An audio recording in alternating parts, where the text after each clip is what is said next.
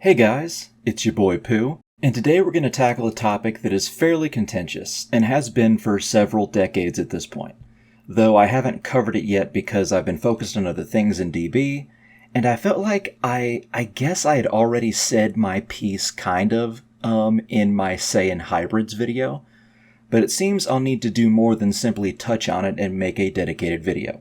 You see, a few days ago I found a post, or several dozen posts, and thousands of interactions in agreement on the premise that Gohan chose to not fight Cell at first because he was traumatized.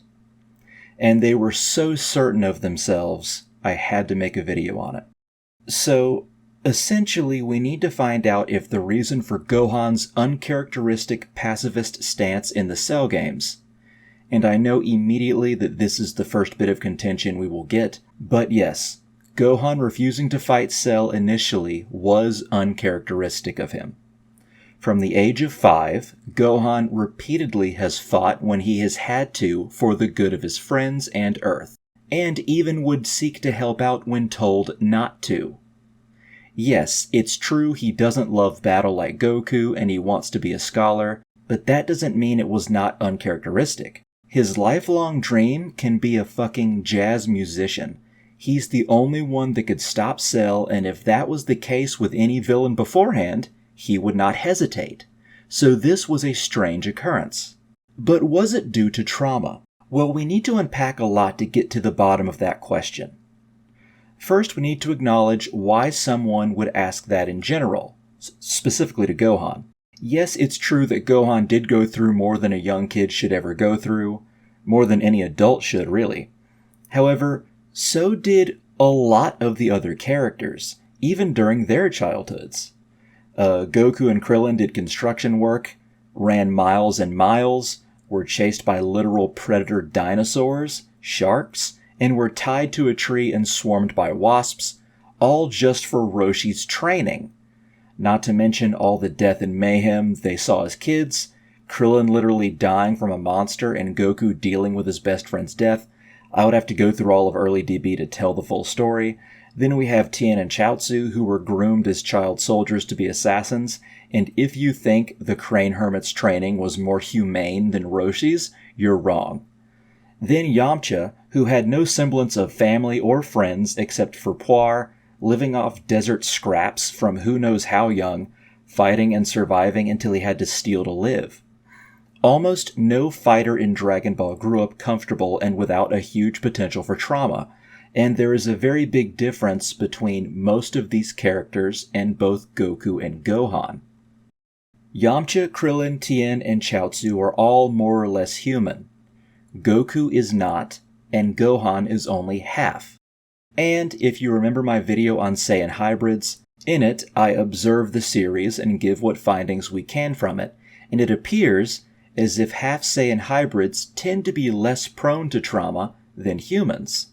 And it is because Saiyans themselves are born and bred as inhuman warlords and conquerors. Their physiology is fundamentally different, and their reaction to stimuli is as well. Saiyans have muted human emotions. They don't have an aversion to violence, in fact they thrive in it. Their bodies are built to withstand greater punishment for this task, and their emotions are muted so they can then dish out violence. And half Saiyans do have a few of these traits. Of course, half Saiyans tend to have more human emotions than Saiyans. In fact, there seems to be almost no difference with a half Saiyan to a human in terms of outlook. And it's not impossible for a half Saiyan to be traumatized. We know that Future Trunks has trauma from the way he acts and interacts with other characters. However, other than the fact Gohan has been through a lot, he has no outward signs of trauma that we can see. He doesn't wake up in a cold sweat, at least that we see. He doesn't have nightmares that we see. He doesn't flinch or cry at random intervals. He doesn't run from confrontations. And after Cell, he grows up to be an extremely well-balanced individual with no scars or skeletons in his closet that is ever mentioned. It seems the only reason people think that Gohan is the traumatized one is because in the Western world, and probably elsewhere as well, Dragon Ball Z was shipped instead of just Dragon Ball And so we see Gohan as the kid and no one else, thinking that Gohan has to be the only one that has had traumatic events happen to him when he was young. And we need to stop with this two-dimensional thought process people online tend to have. Gohan experienced violence. Gohan at one point does not wish violence, therefore Gohan is traumatized. Gohan goes through a lot. He must feel a certain way. Contrary to what someone might think, life is viewed differently from person to person. What traumatizes one person does not traumatize someone else. And it's not that one is weak or the other is a psychopath. It just means people respond differently to stimuli. I'll use myself as an example. I know I tend to do this. And before I say any of this, please don't comment on this because this is not the point of the video. This is just to help you understand. I'm okay. I'm fine. Don't worry. I am good. I promise. In my life, I was molested as a kid. I've been in fights. I've watched people die. I've seen car wrecks happen in front of my eyes. And in fact, I remember I've also, this is horrible, I saw an old lady burn to death once, which was terrible. It was from a terrible car wreck. But whenever I've seen the other two car wrecks, I couldn't help her, obviously. But when I saw the other two car wrecks, both times I've run out of my car to go and help while the victims are bleeding to wait for police.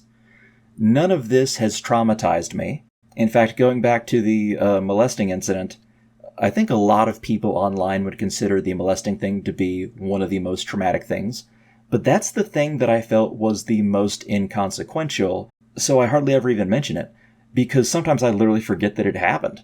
It's not that I block it out or that it's so horrible that I can't, I just forget it happens sometimes because it was uncomfortable and then it stopped, like a lot of things in life. However, that is not to detract from when someone is molested and gets traumatized. Someone else being molested could be an immensely traumatic event. Which is my point. It depends on the person. You know what did traumatize me? My heart being broken by the woman I wanted to marry, and realizing that was the last bit of happiness I had left because the previous year I had lost the car we had since I was 4, which I was attached to, my lizard that I had since I was 8, one of my dogs, and the house I grew up in. I lost all of that in a single year, and my job too, actually. And then when I was broken up with, it all coalesced into being traumatized for a number of years. However, to someone else, that might have sucked, but they would have not felt so bad on it. I'm someone that might be okay in a war zone, but if I see a squirrel with a broken back, I'll feel this pain in my chest and I will rush to go help. Not that I wouldn't rush to go help someone in a war zone, but what I'm saying is just like, you can still know right from wrong, like me helping those people in the car wrecks, but what truly affects you deep down and what shakes you for longer than just a few moments just depends from person to person. Life isn't a video game or a tabletop game where you have a trauma meter and being made fun of at school is a +5 and being molested is a +40, and when you reach 100, you're traumatized. Different people are different. I can go into countless figures of history where a 40-year-old man is broken by the sight of violence, yet we have a 16-year-old Black Prince of Wales cutting people down with his sword, or a 13-year-old King Baldwin IV of Jerusalem fighting on the battlefield and winning fights and battles. You can't just assume a person or a character is traumatized. They have to show it. And as far as we have seen, Gohan is not traumatized. Future Trunks, however, is. Hell, when Mecha Frieza lands on Earth, and this is in filler, but there's those 2 bits of filler that shows Frieza thinking he sees Goku on a ridge and freaking out, and then noticing Future Trunks has the same eyes as Goku. I think that's just a dub line, but you know what I mean. When he sees Trunks transform into a Super Saiyan, he immediately sees Goku. And that filler, if we just go by Frieza in the anime, shows that Goku traumatized Frieza. The mere fact he was beaten at his best left a mental scar on him, whereas to someone else in the series, that would only drive them to train harder and they wouldn't have felt that was a traumatic experience. like Goku beating Tien in the 23rd World Martial Arts Tournament. He doesn't think that was a traumatic experience, he just trains to get better. Whereas with Frieza, that truly affected him.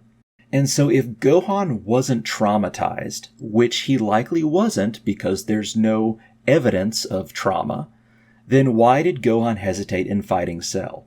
The most likely answer, at least in my opinion, is that Gohan was attempting a different approach for introspection's sake. What I mean is, it wasn't because he couldn't handle it, but because he knew it had never been tried before, at least to him, and since he was growing up, it was an idea he felt worth giving.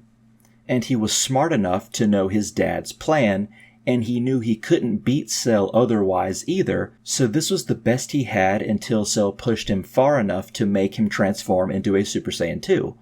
So it wasn't trauma that made Gohan not wish to fight, it was growth.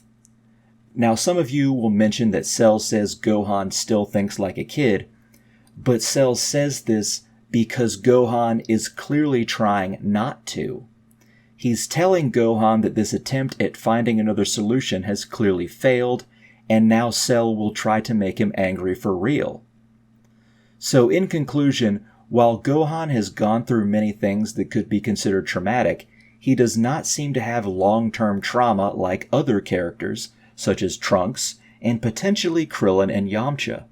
Anyway, that seems to be everything I have to say today on Gohan and the subject matter. Apologies if what I said earlier was considered trauma dumping, but I felt like if we're talking about trauma, I need to use real-world examples to drive home my point. I hope you enjoyed the video regardless, but please stick around because I just made a video yesterday on a Halloween costume showcase for the channel. Go give it a watch. But in short, if you go out for Halloween in costume this year, take a picture of it and send it to me from the Discord or on my Twitter. Both links are below, both my Discord and my Twitter are below. DM them to me if you use either one. And send me the picture of you in costume, the name you want to go by, and the name of the character you are, and I'll add it to the video. Just an opportunity to show everyone your cool costume, really. Also, if you think I deserve it, please leave a like and a comment, and if you really believe I deserve it, my Patreon is also below if you'd like to help the channel out. That would mean a lot, but if you don't have extra cash, that's okay. Anyway, I hope you guys have a great day, and I will see you next time. Bye-bye. Wait, what have I done?